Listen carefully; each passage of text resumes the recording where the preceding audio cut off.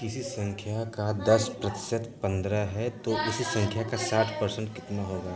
तो आइए इसको हम सॉल्व करते हैं। तो मान लेते हैं वह संख्या आपका यक्स है।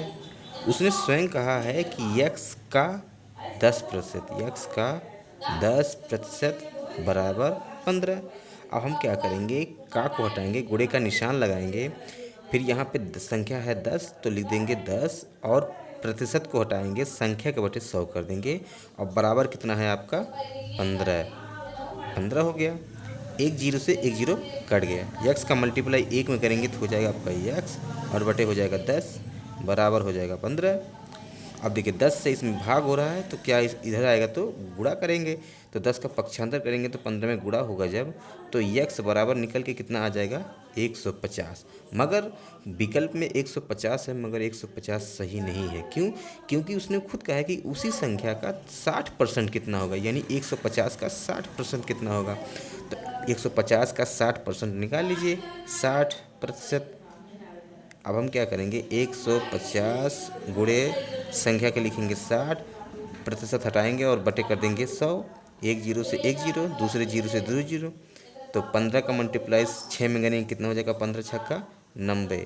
तो देख रहे हैं यहाँ पे तीसरे वाले विकल्प में 90 दिख रहा है, यानी कि तीसरा वाला ऑप्शन सही है। 90 आपका राइट आंसर, यानी 150 का 60% 90।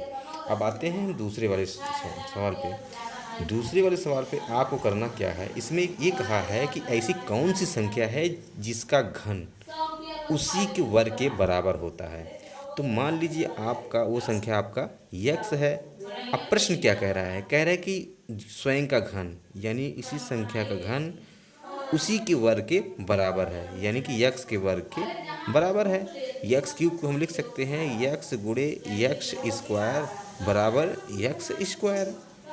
अब देखिए यक्स स्क्वायर का इसमें गुणा हो रहा है, जब इसको पक्षांतर करेंगे तो इसमें भाग हो जाएगा, यानी कि यक्स बराबर हो जाएगा, यहाँ पे यक्स स्क्वायर है इसे एफ स्क्वायर लिख दीजिए, और बटे यहाँ पे यक्स स्क्वायर इसमें गुणा हो रहा है, जब पक्षांतर करेंगे तो यहाँ भाग हो जाएगा, यानी कि यक्स स्क्वायर से यक्स स्क्वायर कट जाएगा, निकल के यक्स बराबर कितना आ जाएगा 1। यानी एक ही वो इकलौती संख्या है जिसका घन उसी के वर्ग के बराबर है, यानी ऑप्शन में पहले स्थान पे है, यानी इस पूरे क्वेश्चन का राइट आंसर होगा 1।